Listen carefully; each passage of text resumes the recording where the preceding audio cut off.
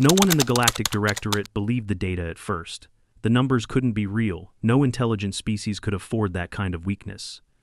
Total sensory shutdown for 6, sometimes 8 hours? On a death world, that was suicide. Yet the human confirmed it with a yawn. Lieutenant Aaron Hale, the only Terran in the research wing, sat on the medical bench, rubbing his eyes like a bored student. Around him, a dozen alien researchers argued in disbelief, their voices overlapping in clicks, hums, and hisses. "This is impossible," said Dr. Urin, her 6 pupils narrowing on the data pad. "Your entire species willingly surrenders consciousness?" Aaron shrugged. "Every night?" The room fell silent. Even the translator paused, as if it needed a second to verify that the human wasn't joking. Iren leaned forward. "And during this time, you are completely defenseless?" "More or less," Aaron said, stretching. "We just close our eyes and reboot." That word reboot made several researchers flinch. For mechanical species, it was an emergency command, not a daily ritual. One muttered, "And you survived this?" Aaron smiled faintly. "You'd be surprised what we survive." His pulse was steady, calm, even. Aaron reviewed his vitals again, as if the human might reveal some hidden alert mechanism, some standby system no one had discovered. But his biology was already thoroughly scanned, nothing unusual for a Terran anyway. Dense musculature, redundant organs, high epinephrine thresholds, accelerated wound clotting, thermoregulation that bordered on madness. But this was different. She scrolled to the annotated entry, her translator reshaping the glyphs. Behavioral note. Sleep 6 to 8 hours of voluntary unconsciousness daily. She tapped the screen. "This is what confuses me. Your species chooses to enter this state, fully, regularly?" Aaron nodded. "If we don't, we die." The translator hissed as it parsed that statement. A wave of startled murmurs rippled across the observation chamber. "Death," one of the Aethari murmured. "From failure to go unconscious?" "It's a biological necessity," Aaron said, now sipping from a coffee bulb that had caused a diplomatic incident the previous week. "Go a few days without it, and things start breaking. Motor control, memory, immune system. Eventually your heart gives out." Several of the aquatic researchers recoiled. Iren, however, blinked slowly. "You cannot possibly mean you are entirely insensate. Surely there is some alertness, some protective monitoring system." "Nope, we're out cold," he smiled. "That's why we invented locks and nightlights." Locks. Nightlights? Entire cultural inventions to survive a daily coma. "This," Iren said, more to herself than the others, "is not adaptation. This is recklessness." "And yet we're here," Aaron said, setting down his coffee. "Not extinct, just sleepy." A rustle moved through the rows of researchers. Iren ignored them and gestured toward the neuroimaging suite. "Then prove it. Show us this. Sleep." Aaron raised an eyebrow, then shrugged and stood. "Sure, but you're gonna need good sensors." The scanner bed adjusted for his height and weight as the alien techs hurried to reconfigure the neural monitors. Dozens of sensors fed into the mainframe. One team calibrated for hormonal flux. Another tracked muscular microspasms, thermal feedback, ocular movement, blood pressure, all live fed to the chamber's display wall. Iren stepped into the control room and adjusted the ambient temperature. The rest of the researchers settled into their observation alcoves, while Aaron, now lying down, folded his hands across his chest like someone preparing for an old Terran burial ritual. "This feels weird," he muttered. "Being watched while napping." Iren's voice buzzed through the intercom. "Just relax. Let the sleep state occur naturally." Aaron yawned again, mumbled something about jazz music, and shut his eyes. Heart rate dropped, core body temperature dipped, breathing stabilized. After 6 minutes, REM activity began. The machines automatically shifted into diagnostic mode. Then they froze. Every monitor flared red. Neural readings spiked like electrical storms. The translation, AI, stuttered. "Error. Subject consciousness duplicated." The technicians recoiled. "Duplicated?" one gasped.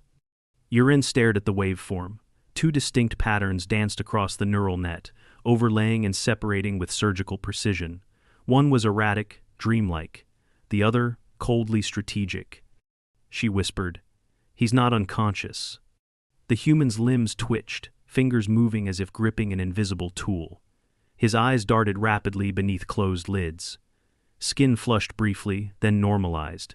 Vitals surged, then relaxed again.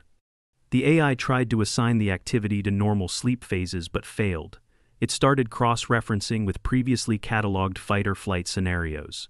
One technician paled. "He's simulating stress events, full autonomic response, but without external stimuli." "He's dreaming," Urin said flatly. "Except, it's not dreamlike. Look." She magnified the brain's frontal lobe output. Decision-making, strategic planning, reflex modeling. The occipital lobe lit up next, then the hippocampus. Memory centers looped old data, while new connections formed in real time. The cerebellum pulsed with phantom movement signals. Pain thresholds surged. "He's in a combat scenario," a voice said. Another leaned forward. "But the war ended 4 years ago." "It's a replay," Urin breathed. "No, a drill." Gasps filled the room. Sleep wasn't rest. It was training. Muscle fibers twitched beneath Aaron's skin, responding to imagined effort. The sensor-tracking bone marrow showed accelerated leukocyte activity, immune refresh. A technician checked again, disbelieving. "He's healing." Urin blinked all 6 eyes at once. "Healing, while simulating mortal danger?" "No," the AI whispered through the speakers, parsing the waveform again. "He is learning to heal." Silence. Aaron shifted on the bed, his lips twitching. A whisper escaped him. "Flank left, suppressive fire." A tremor ran through the lab. It wasn't the words themselves most species talked in their sleep, but this had structure, urgency. The AI, now fully engaged, offered a translation. Simulated threat response in dream state. Behavioral mapping suggests rehearsal. Urin stepped closer to the glass, unable to look away. "Every night," she said softly, "he rehearses extinction and wakes stronger." A full minute passed. Then the readings leveled. The neural storms receded. Brain activity normalized not down to rest levels but to something clearer, cleaner, rewritten. The human's muscles relaxed fully. A soft breath escaped his lips. Then, a smile. "System stable," the AI confirmed. "Unbelievable," said the Athari observer. Aaron woke seconds later. He blinked, yawned, sat up slowly, rubbed his shoulder. "That was a good one," he muttered. Aaron stared. "You were fighting in your sleep." Aaron looked at the readouts. "Yeah. That's how you stop the bad dreams," he added, hopping down from the scanner. "By winning." Aaron's datapad fell silent. Then a single entry blinked to life in the system's classified report log. Species: Homo sapiens. State: enters voluntary paralysis nightly. Purpose: unknown. Recommendation: do not disturb a sleeping human. If they dream, it's because they're preparing. 3 days after the first scan, the Galactic Directorate's Central Biosciences Tower locked down Level 8. Not because of a security breach or outbreak, but due to a scheduling conflict. Every major research faction had filed simultaneous requests to access the sleep chamber.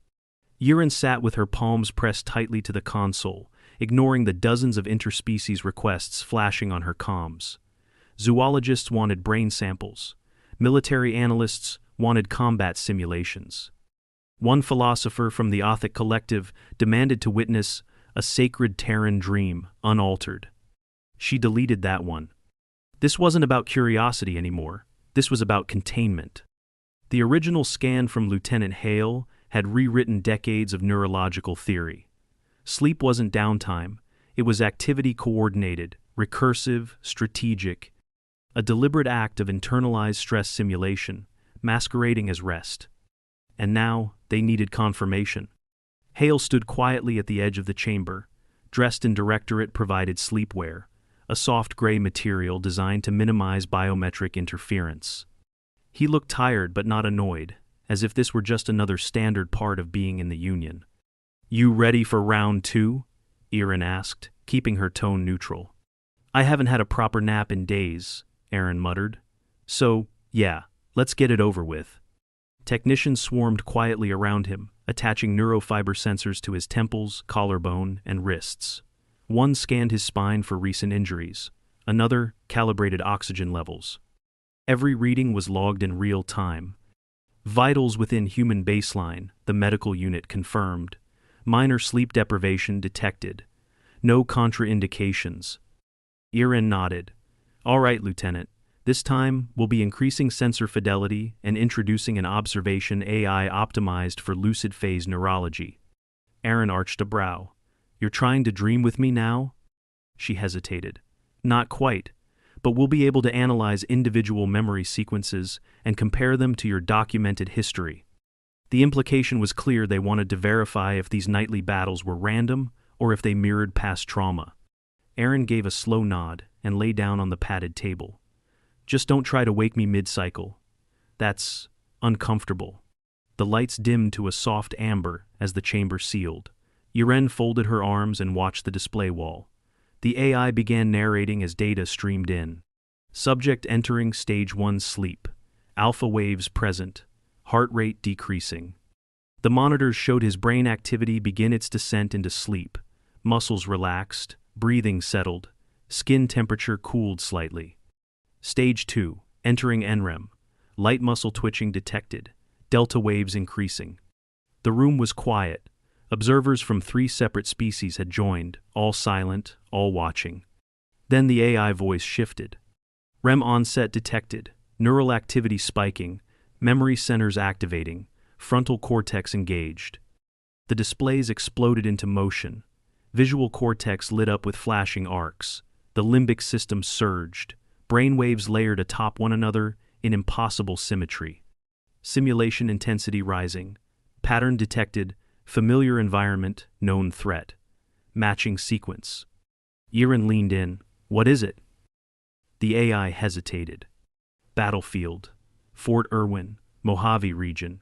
Historical combat drill. Simulated firefight overlaying real memory. Multiple hostile identifiers. Subject is adapting. On screen, the pattern sharpened. Tactical reasoning centers blazed, followed by motor coordination zones. The AI struggled to keep pace. He's reconfiguring learned behavior in real time. Aaron felt a chill, not from the temperature, but from what that meant. Not only was the human brain reliving combat, it was improving on it, without input, while unconscious. The simulation's pacing changed again. Micro-movements in Aaron's fingers signaled imagined trigger pulls. Forearm tension mapped to reload motions. Cortisol levels peaked and dropped with uncanny precision. The AI flagged a data anomaly. Error. Dream state exceeding predictive thresholds.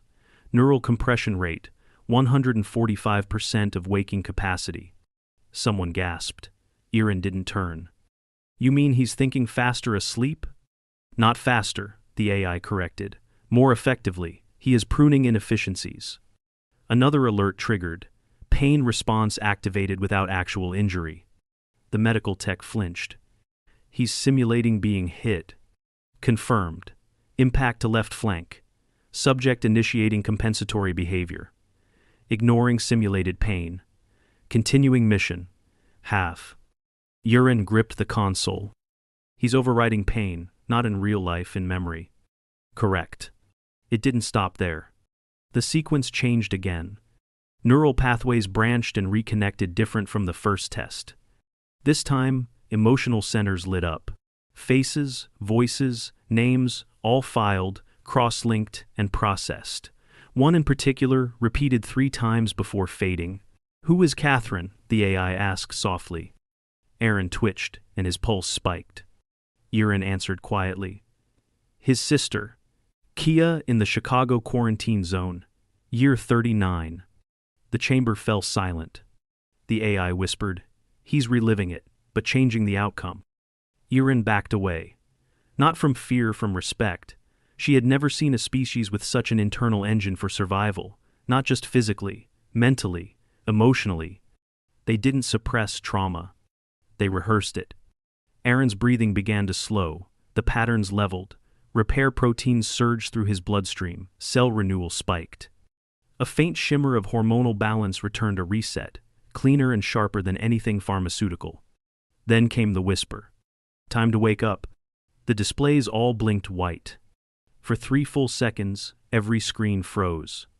The neural sensors overloaded. The AI stuttered. Consciousness resuming. Transition speed, abnormal. No latency detected. Subject alert. The chamber lights flickered back to full brightness. Aaron sat up without hesitation. No sluggishness, no disorientation. He looked at Wyron. Told you not to wake me mid-cycle. We didn't, she said. You ended it yourself. He nodded slowly, rubbing the back of his neck. Felt right. The monitors confirmed full physiological optimization. Neural pathways retained. Emotional feedback neutralized. Physical fatigue erased. Sleep hadn't just restored him. It had improved him. Urine didn't speak right away. She stared at the monitors until the last line of data logged itself, then turned to her staff. We're submitting the findings to Central Archives under Level 6 clearance. Restricted? Asked one of the analysts. She nodded. This isn't just sleep. This is voluntary, regenerative simulation embedded into unconscious cycles. It mimics trauma, adapts strategy, heals damage, and consolidates identity. No known species does this. None. What does that mean for us? The Ithari asked. Iron looked through the glass one last time. Don't underestimate a sleeping human, she said, because whatever they face in their dreams, they've already survived it by the time they wake up. The data spread like atmospheric fire. By the following cycle, fragments of Lieutenant Hale's sleep scans were circulating in Directorate think tanks, military enclaves, and even underground civilian networks. Not officially, Urine had enforced Level 6 restrictions across every recording. But secrets didn't stay secret in the Directorate, not when they contradicted everything known about cognitive biology. And certainly not when they terrified the right people. Uren's lab was now under active security detail. Not because of the human who continued his daily routine as if nothing had changed: morning briefings, afternoon field training, evening mess. He napped once, briefly, in the corner of the rec wing. That nap alone sparked a panicked evacuation and 3 emergency debates in the Interspecies Ethics Council. The guards weren't there for him, they were there for everyone else. Urine, meanwhile, hadn't slept in 2 standard days. The findings refused to stabilize. The AI kept flagging new anomalies, patterns embedded so deep in Hale's neural replay that they didn't register until hours after the session. Her desk was littered with neural printouts. One was a synaptic loop labeled Fire Escape Split-Second Decision. Another displayed an irregular REM anomaly corresponding to oxygen deprivation tolerance. It was the 3rd chart that stopped her cold. She double-checked the readings, then checked them again. Am I reading this correctly? She asked the AI. Yes, it replied. That is a trauma-induced memory segment. Replayed 12 consecutive cycles. 12? Uren's voice was a whisper. He repeated the same nightmare for 12 sleep cycles. Incorrect. It is no longer categorized as a nightmare. Emotional load reduced by 87% across sessions. Predictive response behavior optimized. She blinked. He converted it? Correct. Emotional pain restructured as behavioral protocol. Reclassification complete. Memory is now categorized as usable experience. It took her a moment to understand the implications. He had taken a recurring traumatic experience, processed it in his sleep across multiple nights, and then converted it into tactical data. It wasn't healing. It was evolution. Her comm unit pinged with a request. Not another meeting. A direct transmission from the Central Research Assembly. She hesitated, then accepted the channel. A familiar grave voice spoke. Dr. Urine, how stable is your test subject? She stiffened. Stable, cooperative, fully cognizant. No signs of psychological strain? None. If anything, his stress levels have dropped. A pause. Then, good, because the Assembly has received similar results from archival Earth medical data. Urine frowned. They ran the historical scans? They did more than that, the voice said. They pulled unclassified trauma recovery records from the early post-emergence era. Pre-spaceflight, the results match. Recurrent dream therapy, subconscious scenario rehearsal, even PTSD management through intentional lucid cycles. I thought those were anecdotal. They were. Until now. Yiren exhaled and leaned back, rubbing her forehead. This isn't just a biological quirk. No, the voice said. It's cultural, embedded. Even primitive humans weaponized dreams before they understood them. The connection severed. She sat motionless for a long moment. Then she summoned Aaron. He arrived 10 minutes later, still in gym gear, towel around his shoulders. What's up? I need to ask you some questions about your sleep patterns. He raised an eyebrow. You already watched me snore through a war zone. What else is left? I've been reviewing recovery logs. Earth medicine used dream state exposure to trauma as a form of psychological repair. Is that common? Aaron nodded. It's called exposure therapy. You relive a fear under controlled conditions until your brain stops reacting to it. The dreams just accelerate that process. Why continue the dreams afterward? He hesitated, then sat down across from her. Because the brain doesn't stop improving. Once you get past the fear, the dream shifts. It becomes something else. A drill, a prep run. Your mind starts asking, okay, what if it happens again? What could I do better? And then it just builds that scenario. Yiren stared at him. You simulate future danger in your rest cycles deliberately? Yeah, he smiled faintly. Sleep's the only place we get to train without dying. She tapped her screen and pulled up a simulation trace. This sequence here, you relived an urban building collapse. You were 15, trapped for 6 hours. You reprocessed that event for a full week in your REM cycles. He nodded. That's when I learned how to slow my breathing. Conserve air. But that was real, she pressed. The trauma already occurred. So? He asked. Just because it's over doesn't mean it's done with you. That stopped her. She stood slowly and crossed the room to the wall screen. There, she opened the classified archive and displayed a rotating wireframe of a human brain, mid-REM, not Hale's, but a composite scan taken from archival data over a century ago. Do you understand, she said quietly, that most intelligent species fear unconsciousness? That any moment of lost vigilance can mean death? That some civilizations collapsed because their ancestors fell asleep under the wrong moonlight? I get it, Aaron replied. We used to fear it too. What changed? He shrugged. We started dreaming of fire before we learned to make it. She turned slowly, stunned by the simplicity of the statement. That night, she ran the AI on passive scan mode, requesting it to trawl through known human sleep studies going back to the earliest spaceflight era. Within an hour, the AI flagged 16 patterns that mimicked Hale's simulation loops. But only one stood out. A series of soldiers, post-battle, all had recurring dreams of ambush, panic, explosions.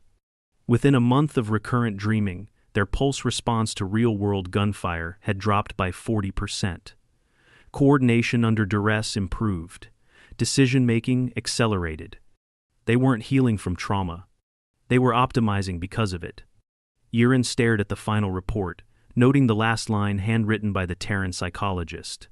We cannot suppress fear, so we learn to carry it in our sleep and fold it into strategy. The next morning, she arrived at the lab early. Aaron was already there, sleeping in the corner again. She paused in the doorway, hesitating. His breathing was deep, rhythmic, calm. She considered calling him, but something stopped her. A pulse monitor nearby showed no distress, no erratic readings. Still, his fingers twitched once, then again. She edged forward and read the display. Dream state engaged. Active simulation. Avalanche rescue scenario. Not war, not violence. This time, he was saving someone. She didn't interrupt. Instead, she left the room and locked the door from the outside. The final scan wasn't planned. Yiren had been writing the formal summary for weeks. She revised it 6 times, each draft more restrained than the last. The assembly didn't want speculation. They wanted facts. Repeatable, neutral. But there was nothing neutral about what they'd witnessed. Aaron Hale's sleep patterns weren't just unusual, they were unmatched. No known species had evolved unconscious cognition this complex, this purposeful. And now, requests were flooding in from all corners of the Directorate: military divisions, medical think tanks, even the Xenopsychology Ethics Council. They all wanted one thing: a controlled, repeatable re-entry into the most extreme simulation Hale had ever experienced. They wanted to watch a human's worst nightmare from the inside. Irene refused, twice. Then, reluctantly, she drafted the consent protocol herself. Aaron was briefed. He read every clause, every warning: no medication, no artificial sleep triggers. The simulation had to be natural, a spontaneous dive into a memory his subconscious still found threatening. He stared at the contract a long time, then signed it with a deep breath. "No waking me this time," he said. "No matter what happens." The lab was quiet that evening. All non-essential staff cleared. Only 4 observers remained: Iron, 2 xenoneurologists from the Athari Cortex study group, and an Andari AI technician monitoring in silence. Aaron stepped into the scanner without comment. No small talk, no jokes. Irene paused at the console. "We can cancel this, Hale. You've given us more than enough." He gave a slow shake of his head. "There's one dream I never figured out. Keeps coming back. Might as well get something useful out of it." He laid back, arms loose at his sides. The room dimmed. Sensor threads slid across his temples and chest. "Baseline?" Irene asked. "Nominal," said the AI. "Pre-sleep markers within range. Cortisol slightly elevated. Predictive index suggests high emotional load." The air felt thick. They waited. 3 minutes in, REM started. It didn't build gradually like before. It slammed into him. The readings exploded. Neural conductivity surged beyond previous peaks. Frontal lobe response spiraled. Memory centers bloomed with overlapping fire bursts. The AI scrambled to isolate fragments. Sequence detected. Emotional intensity, critical. Dream state category, nightmare. "What's the setting?" Irene asked. The AI struggled for a full second before answering. "Low orbit, Earth, atmospheric breach, emergency re-entry protocol failure." Irene flinched. She'd read about that mission. Hale had been stationed on a cargo satellite when a docking malfunction destroyed the airlock. 1 crew member died. He survived in a burnt re-entry capsule with 19% oxygen, 1 arm fractured, and an unpressurized suit glove. The scans showed all of it: the cold, the spin, the blood loss, the heat, the helpless, shaking panic. He was reliving every second. Heart rate 140 BPM and rising, the AI reported. Stress markers elevated, lucidity unknown. The simulation began folding in on itself. The orbit sequence glitched. Instead of stabilizing, it repeated, then mutated. Now the hatch wouldn't seal. Now the oxygen dropped instantly. Now the voice of his dead crewmate was still calling from outside, even after she'd decompressed. Aaron's fingers twitched violently. "Subject is attempting to resolve the scenario," the AI said. "But it keeps changing," Irene murmured. "Yes," it said, "because he never solved it in life." Aaron was gasping now. His lips moved. "Seal the hatch." "Not responding?" "Can't see." "Tell Catherine." Irene leaned forward. "Pause the feed. He's hallucinating inside a hallucination." "No," said the AI. "He's reprogramming the parameters. The subconscious is pushing for a usable outcome." The scanner lights flickered. Neural intensity was nearing the system's physical limits. "Recommend shutdown," said one of the Athari. Irene hesitated. "Wait." Aaron's vitals spiked again. Then slowly they leveled. The AI froze for 3 full seconds. New pattern forming. On the display, the orbit sequence played again, slower, structured. This time, Aaron redirected the emergency fuel feed, a maneuver he hadn't tried during the real incident. The capsule vented rotation. The hatch sealed. The fire didn't ignite. It worked. And then, it ended. All the displays dimmed. The neural spikes ceased. "REM exit detected," said the AI. "Sleep phase complete." Aaron opened his eyes, blinking, breathing. He didn't sit up right away. Yuren moved to his side.